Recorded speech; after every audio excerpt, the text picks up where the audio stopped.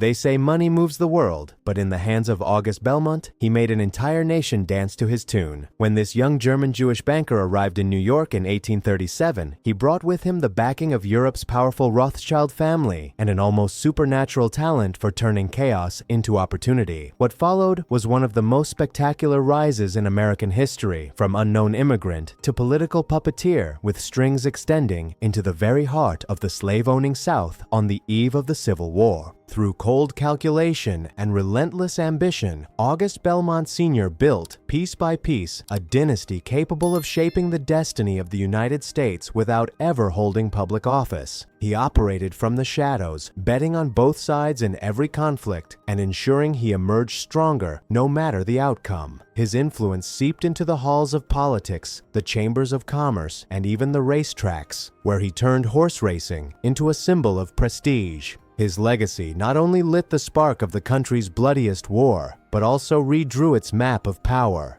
It all began in 1837, when a young man of just 24 landed in New York City. Born in Alzey, a small town in Rhenish Hesse, to Simon Belmont, secretary of the local synagogue, and Frederica Elsass Belmont, August grew up surrounded by tradition and discipline. The death of his mother forced him, as a child, to move to Frankfurt am Main, where he came into contact with the Rothschild financial empire. There, his life changed forever. His training at the Philanthropin, a progressive institution founded by Meyer Amschel Rothschild himself, and his family ties opened the doors to the banking world for him. He started at the bottom, cleaning floors, polishing furniture, and running errands through the narrow streets of Frankfurt. But his intelligence, his command of several languages, and his discipline quickly helped him rise through the ranks. At just 20 years old, he was already traveling throughout Europe as the Rothschilds' private secretary. The turning point came when he was sent to Cuba to protect investments. But upon arriving in New York, he found a country in crisis, banks collapsing, fortunes evaporating, and the Rothschilds' American representative mired in millions of dollars in debt. Belmont made a bold decision to stay and found August Belmont and Company on Wall Street. With a combination of composure and strategic vision, he not only rescued European interests but also positioned himself as the Rothschilds' official representative in the United States. In 3 years, he had amassed a personal fortune equivalent to millions today. But his ambition wasn't limited to finance. He wanted political power. His entry came through Senator John Slidell, a key figure in Louisiana and future Confederate leader. By the 1850, Belmont was already making moves within the Democratic Party, which was then much closer to pro-slavery positions than Lincoln's Republicans. In 1860, he reached the height of his influence when he was named chairman of the Democratic National Committee. From there, he revolutionized campaign finance, turning fundraising into a sophisticated art of persuasion, pressure, and strategy that would put even today's super committees to shame. He knew who to call, what promises to hint at, and what favors to exact. His network of contacts encompassed European bankers, American industrialists, and key political figures. But just when he seemed to have the game under control, the country tore in two. The outbreak of the Civil War would force him to deploy his riskiest game yet. At first, Belmont was an outspoken critic of Lincoln and advocated for a peaceful separation that would avoid bloodshed. But the cannonade at Fort Sumter changed the game. He immediately declared himself a Unionist and put his network of connections and resources at the service of the North. Privately, however, he never let go of the South's hand. Through his Democratic Vigilant Association, he continued to protect key businesses in Confederate territory, from the cotton trade to banking connections. He was a master of double dealing, moving on both sides of the Mason-Dixon line to ensure that, whoever won, he would always emerge victorious.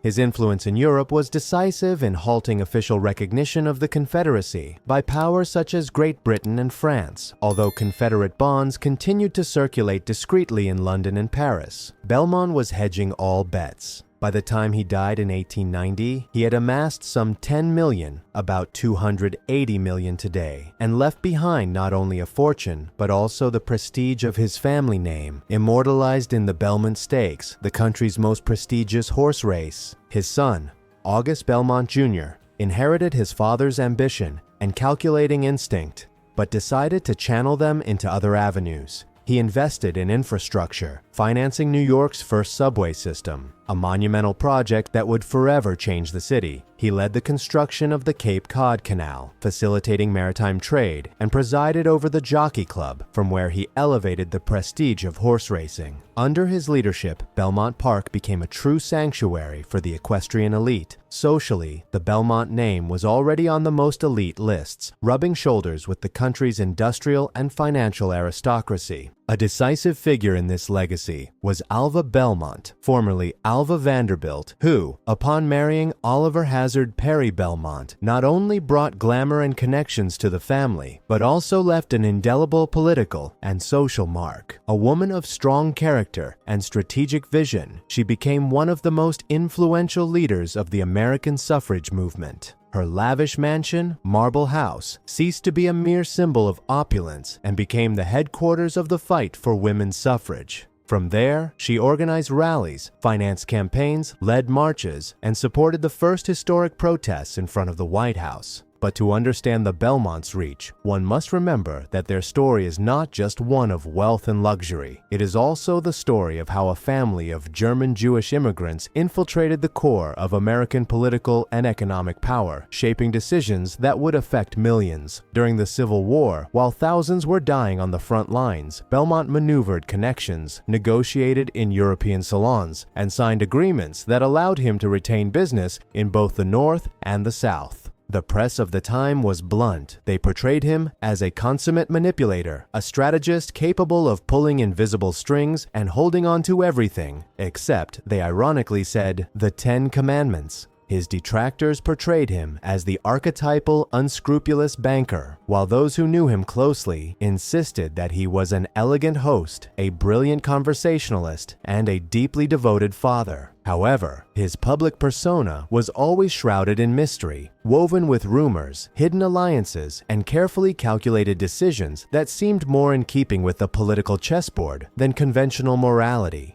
The dynasty continued to diversify: politics, infrastructure, sports, social activism, always bearing the Belmont stamp of influence. From the opening of the New York subway to the legislative victories of the feminist movement to the modernization of horse racing in the United States, their influence is profound and visible. And yet, their legacy also invites reflection. The family that knew how to take advantage of the war to strengthen itself is the same one that, from its privileged position, promoted progressive causes decades later. An example of how power, once consolidated, can be used both to perpetuate self-interest and to change social structures.